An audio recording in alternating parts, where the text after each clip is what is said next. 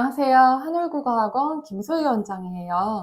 오늘은 제가 우리 2023년 중3 커리큘럼에 대해서 설명해 드리려고 영상을 준비해 봤는데요. 중3들이 어떻게 공부하면 좋을지, 그리고 학원에서 어떻게 가르치고 있는지에 대한 설명을 해 드릴 테니 주목해서 들어주세요. 자, 중3 수업은 어디에 포커스를 둬야 할지를 먼저 말씀드리려고 하는데요. 중3은 일단은 지금 고1이 되기까지의 시간이 그렇게 많이 남지는 않았어요.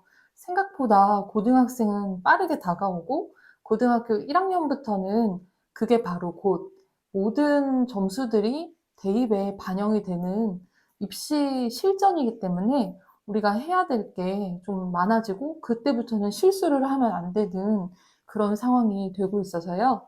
일단 중3 수업의 목표는 고1 내신을 잘 잡기 위한 베이스를 다지는 거라고 생각하시면 될 것 같아요.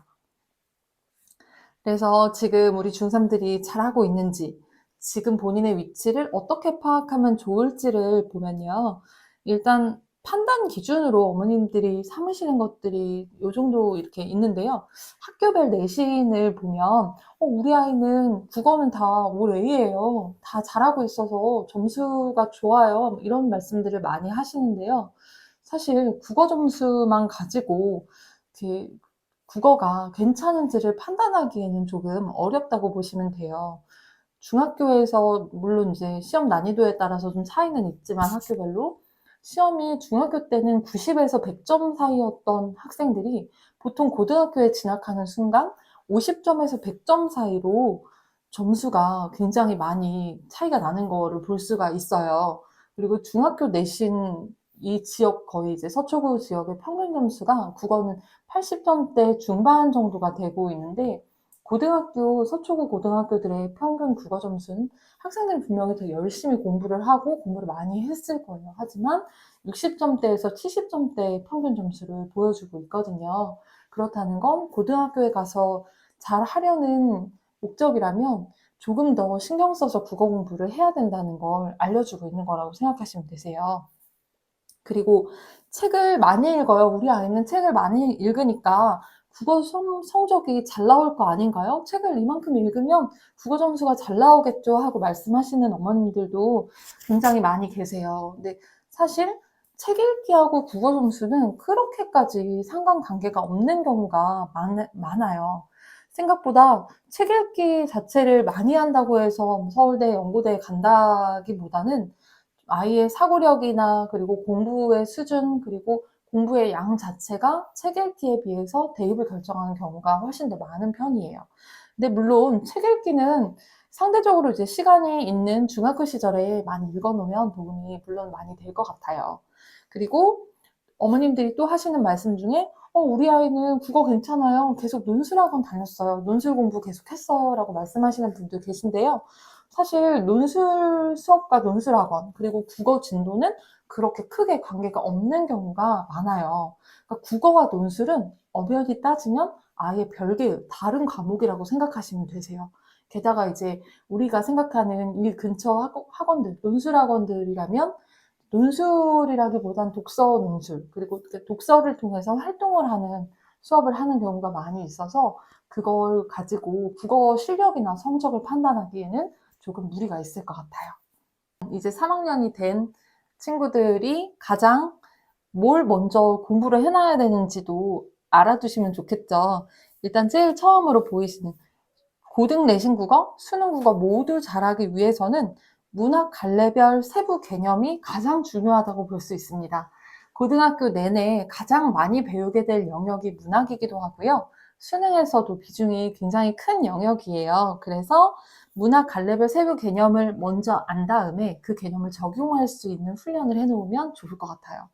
그리고 두 번째로 어려운 범위까지 척척 해내고 시간을 벌기 위해서 이 시간을 버는 것도 수능에서도 그렇고 내신에서도 그렇고 굉장히 중요한 부분인데요. 그러기 위해서는 고등 수준의 문법, 그러니까 언어와 매체 중에 언어 부분이에요. 수능에도 영역이 있고 일단 내신에도 많이 출제가 되는 부분이라 깊이가 필요해요. 전체적인 정말 겉핥기식 공부는 그렇게 크게 도움이 되지 않아요. 물론 개념 자체를 아는 거 굉장히 중요하지만 정말 세부적인 사항까지 다 적용이 가능한 수준으로 깊이 있게 공부해 놓는 게 필요하고요. 그리고 또 세 번째, 문해력이 없으면 작품을 공부해도 말짱 헛것이에요. 요즘에 이슈됐던 것들 중에 심심한 사과 뭐 이런 것들 잘 모른다. 그리고 학생들이 너무 어휘력이 안 좋고 무슨 말인지 잘 몰라가지고 헤매는 부분들, 그리고 어른들이랑 대화가 안 통하는 부분들도 있다는 거 어머님들도 많이 느끼실 거예요. 그래서 문해력을 위해서 좀 문제를 해석하는 능력, 그리고 선택지를 올바로 파악하는 능력을 키우기 위해서 어휘 공부를 꼭 필수적으로 병행해야 합니다. 어휘 공부가 되어 있지 않으면 결국에는 어디선가 구멍이 생길 수밖에 없는 부분들이 생기거든요. 자, 그리고 독해는 한 번에 완성되지 않아요. 독해가 이렇게 공부를 며칠 한다고 해서 막 독해력이 좋아졌어 이런 느낌으로 좋아지는 파트는 아니기 때문에 고1 모의고사 기출 정도는 지금 반드시 해야 되는 부분이라고 생각하시면 되세요. 고1 모의고사라고 하니까 우리 애는 이제 중3 됐는데 고1 거 너무 어렵지 않아? 이렇게 생각하시는 어머님들도 계실지 모르겠어요. 그런데 고1 정도 수준은 지금 해놔야지 나중에는 결국에 우리가 예비 고1 때는 대부분의 학원들이 고2 난이도의 모의고사를 하고 고2 때가 되면 이제는 다 끝나서 배움이 종료되는 기간이라고 생각하시면 되세요. 고3 때 새롭게 뭔가를 배워서 준비를 한다. 그러기엔 현실적으로 좀 학원들의 수준도 그렇지만 아이가 결국에 수능을 보기 위해서 다져야 될 부분이 있는데 그때 새롭게 뭔가를 시작하고 있으면 안 되잖아요. 그래서 지금 시기상 고1 모의고사 기출을 중3 때 좀 마무리하고 가야 된다고 생각하시면 될 것 같아요. 그리고 책을 통해서 무엇을 해야 될까? 책을 읽기는 읽어야겠죠. 읽기 능력 향상이 일단 무엇보다 중요한 부분이긴 한데요. 독후감 채우기는 덤으로 가져간다고 생각하시면 되세요. 독후감을 어떻게 사용할 수 있는지는 뒤에 가서 다시 말씀드릴게요. 그리고 어느 고등학교에 진학할지 여름방학 때 고민하자라고 써놨는데요. 고등학교마다 문제 특성이랑 시험에 내는 범위 같은 게 다 달라요. 그래서 어떤 학교가, 내가 어느 학교에 진학하고 싶은데 어떤 식으로 문제를 내고 있고 어떤 파트들이 어떤 방식으로 출제되는지 그런 것들도 알아놓고 고등학교 어느 학교 선택할지를 여름방학 때 한번 고민해 보시는 시간을 꼭 가지실 걸 추천드리고 싶어요. 자, 그리고 우리 이제 한올 국어 시스템에 대해서 말씀드릴 건데요. 한올 국어학원의 중등 과정은 주 1회 3시간으로 되어 있어요.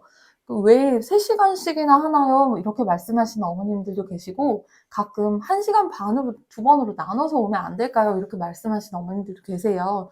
근데 국어는 일단 습관이 필수적인 과목인데요.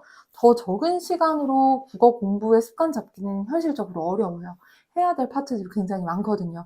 그리고 해야 할 양도 방대한데 여러 번 학원에 오는 거는 사실 대부분의 학생들이 부담스러워하고 어려워하는 경우들이 많아요. 수학도 해야 되고 영어도 해야 되고 과목마다 학원에 다 다니다 보니까 시간이 없는 것도 이해가 되더라고요. 그리고 반 정원을 소수 6명에서 8명 사이로 하고 있는데요.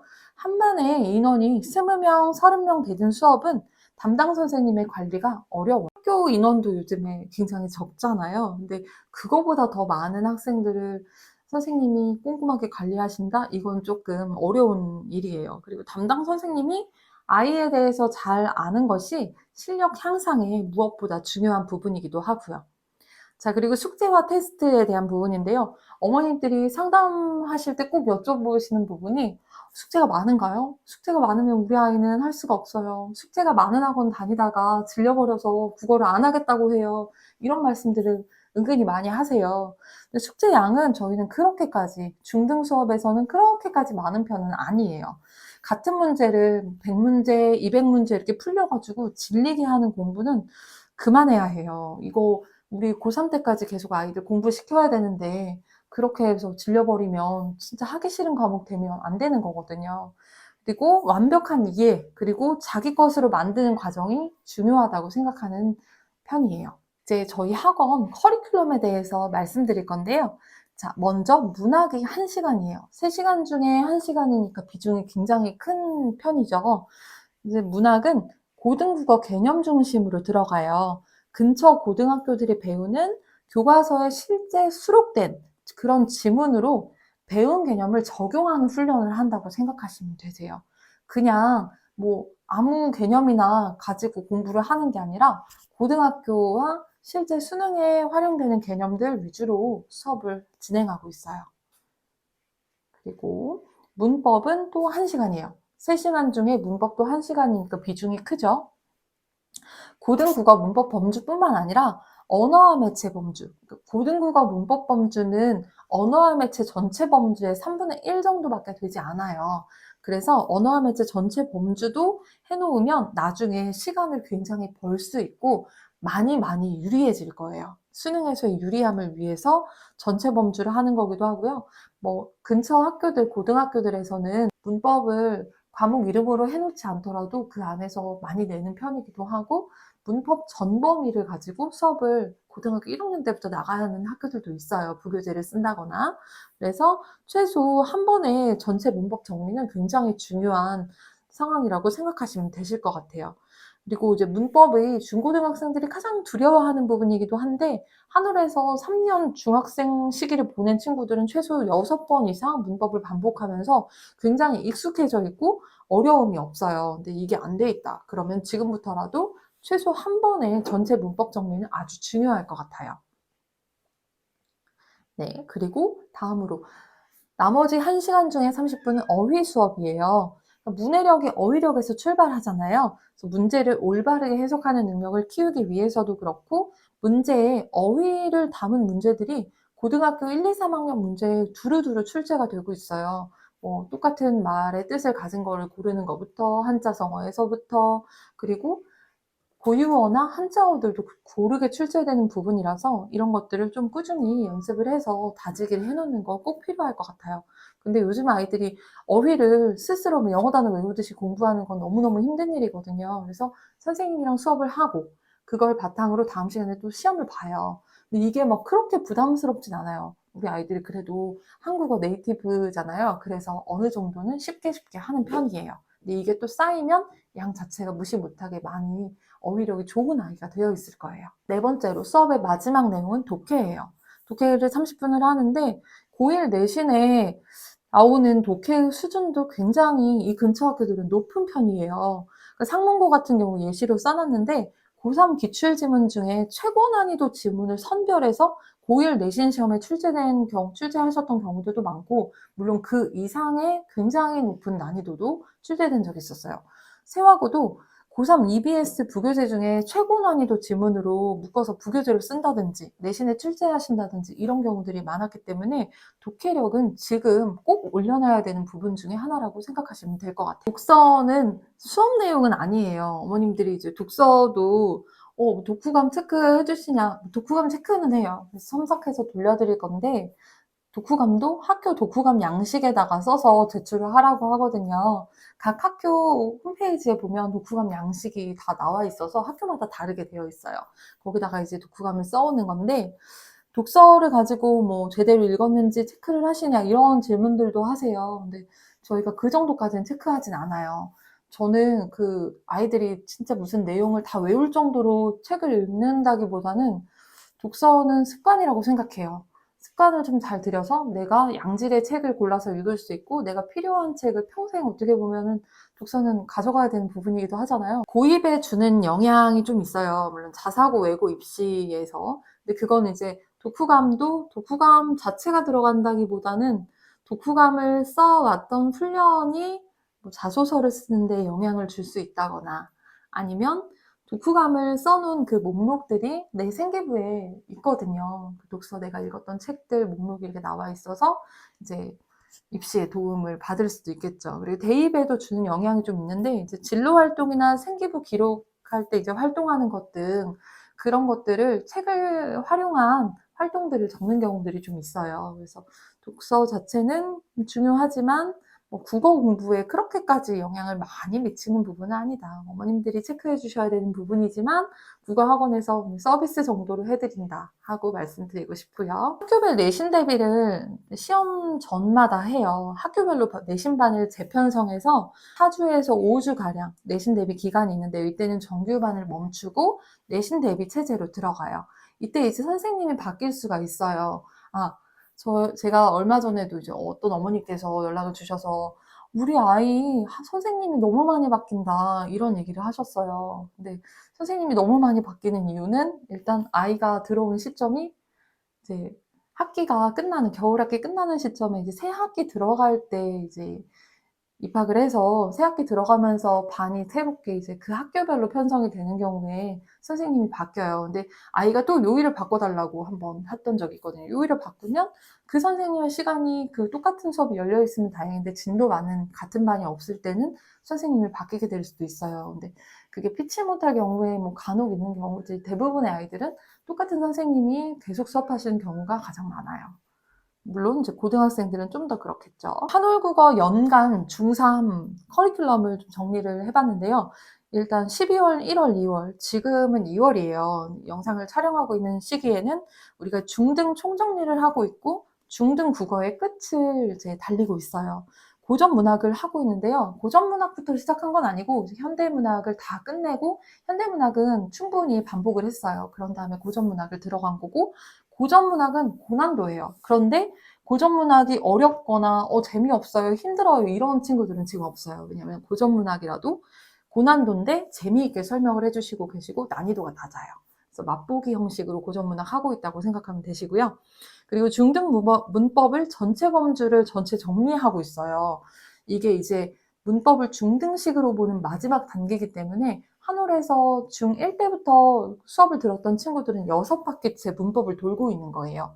그리고 고1 기출 독해 지문을 난이도 1로 해서 쉬운 것부터 그리고 조금 더 재미있는 지문부터 해서 보고 있어요. 3, 5월에는 고등국어 여정이 시작돼요. 왜 3, 5월이냐? 4월이랑 6월에는 내신 대비 기간이에요. 물론 이제 내신 대비를 하고 싶지 않은 친구들에게 주는 커리큘럼도 있기는 한데 대부분의 학생들이 그 시기에는 내신 대비를 하고요. 그리고 문학은 고등국어 개념에 나오는 문학을 다지기를 해요. 그래서 모든 파트별로 해서 고등국어 개념과 고등국어 지문, 실제 교과서 수록 지문을 활용한 적용을 하고요. 그리고 문법도 고등 수준을 한 바퀴를 돌 거예요. 이제 3월부터는 고등 문법을 본격적으로 들어가는 조금 어려운 문법이 들어가는 시기고요. 그리고 고1 기출 독해 지문 난이도 2, 그래서 어려운 지문들 위주로 해서 고1 중에서도 이제 12월, 1월, 2월에 보지 않았던 지문들 위주로 보게 될 거예요. 자, 그리고 세 번째, 여름학기랑 11월로 되어 있는데요. 여름학기, 여름방학 정말 짧아요. 내신 그 시험 끝나고 나서 여름방학까지 굉장히 짧은 시간과 그리고 11월에도 이제 틈새 시간이라고 해서 조금의 기간이 있는데 이때는 고1 국어 교과서 전 지문의 학습이 들어갈 거예요. 문학은. 그리고 문법은 고1 국어 문법 1학기 부분을 세부적으로 학습을 할 거고요. 고1 모의고사 3년 기출을 이제 통으로 해서 풀이하는 게 들어가고요. 진학 원하는 고등학교 기출 문제를 풀어볼 거예요. 그래서 아이가 어느 학교랑 잘 맞는지 이런 걸 확인하고 어떤 공부를 더 해야 되는지를 이제 체크하는 시기가 될 거고요. 이제 네 번째 겨울학기. 이게 12월부터 시작이 돼요. 12월부터는 예비고 이제 실전이에요. 문학은 고2, 3 난이도까지 다 끝낼 거고요. 고1 문법은 촘촘하게 학습을 해요. 고1 때부터 이제 정말 정신 차리고 내신 잘 봐야 되는 시기거든요. 그리고 고2 모의고사는 3년 기출을 전체 학습을 해요. 고2 난이도로 아까 들어간다고 말씀드렸었죠. 그리고 진학하는 고등학교를 이제 기출문제 풀이하는 게 진학을 원하는 게 아니라 진학하는 학교가 정해질 거예요. 그러면 이제 그 학교의 기출을 분석해서 내가 어떤 식의 수업을 듣게 되고 어떻게 공부를 해야 내신을 잘 볼 수 있을지에 대한 이제 본격적인 준비가 들어가는 시기라고 생각하시면 되세요. 한올국어를 고등까지 보내도 될까 하고 고민하고 계신 어머니들 많으실 것 같아요. 저희가 서초구, 동작구 고등학교 내신 대비는 대부분 다 진행하고 있고요. 전교 1등이 많은 학원이에요. 그리고 재원생 전체가 사실 중학생들이 반의 개수 자체는 고등학생들보다 많아요. 근데 고등학생들이 전체 인원으로 보면 고등학생들이 저희가 70에서 80%, 중학생들이 20에서 30%요 정도거든요. 그리고 이제 지금 중학생들을 수업하시는 대부분의 선생님들이 고등학교 선배들을 수업하시는 선생님들이세요. 근데 고등 수업을 하시는 분들이라서 중등 수업도 조금 더 이제 효율적으로 잘 하실 수 있으신 거고, 어떤 게 고등학교까지 이어지는지를 분명히 알고 계신 분들이에요. 그래서 학교별 내신도 맞춤 대비가 가능하고 맞춤 교재로 수업을 하고요. 분야별로 전문 선생님이 계세요. 어떤 선생님은 수능 수업 전문, 어떤 선생님은 고1 내신 전문, 고2 내신 전문, 고1도 어느 학교 혹은 어느 교과서 전문으로 나눠져 있기 때문에 선생님들 저희 굉장히 많잖아요. 알고 계시겠죠? 결과로 보여드립니다. 그리고 노베이스 학생이 온 적이 있었어요, 작년에. 이제 아예 국어를 공부를 안 해봤다. 정말 깜짝 놀랄 일이죠. 정말 깜짝 놀랄 일인데 이제 기적이라고 저희는 불러요. 이런 경우는 2023년에 서울대 정시에 합격을 했습니다. 정말 대단한 일이에요. 그래서 이 학생뿐만 아니라 뭐 이 학생도 그렇지만 스카이 합격자 굉장히 많은 학원이에요. 정말 많아요. 자, 한올국어학원 위치 안내인데요. 저희 학원은 3개의 관으로 되어 있어요. 방배본원이랑 이관으로 되어 있고요. 서초관이 또 있고요. 자, 방배관은 동작대로 170이라고 되어 있는 곳이 본원인데요. 경문고등학교 딱 맞은편에 있고요. 그리고 이관이 그 근처예요. 근데 이관은 교실만 있어서 상담을 하는 곳은 없어요. 그리고 교실에서 그냥 선생님들 수업만 하는 관이라고 생각하시면 되고요. 서초관은 서초중앙로 33길 7로 되어 있는데요. 사무관은 사거리 쪽이에요. 여기도 이제 원장님 한 분이 계시고요. 거기서도 수업과 그리고 상담이 다 이루어지고 있습니다. 그래서 간혹 어느 관으로 가는 게 좋아요? 어느 관이 좋아요? 어느 관이 잘 가르쳐요? 뭐 이런 거 여쭤보시는 어머님들 계세요. 근데 다 각 관에 전문 선생님들이 계시고 그 관이 가까운 곳일수록 저는 좋다고 봐요. 왜냐면 그 학교 내신도 쭉 연결해서 진행할 수 있고 그 학교들 내신을 전문적으로 진행하시는 선생님들이 각 관에 계시거든요. 그래서 안내 받으셔서 아이 시간이랑 상담해 보시고 어느 관으로 가게 되든지 헷갈리지만 마시고 잘 찾아가시면 되겠습니다. 그래서 문의 전화는 써 있는 대로 이렇게 이 번호로 연락 주셔도 되고요. 한올국어학원 검색하시면 나오는 번호로 모두 연락하셔도 되고요. 네, 생각보다 영상이 많이 길어졌는데요. 긴 시간 시청해 주셔서 감사하고 또 궁금한 사항이 있으시면 학원으로 연락 주시면 친절하게 상담해 드리도록 할게요. 시청해 주셔서 감사합니다.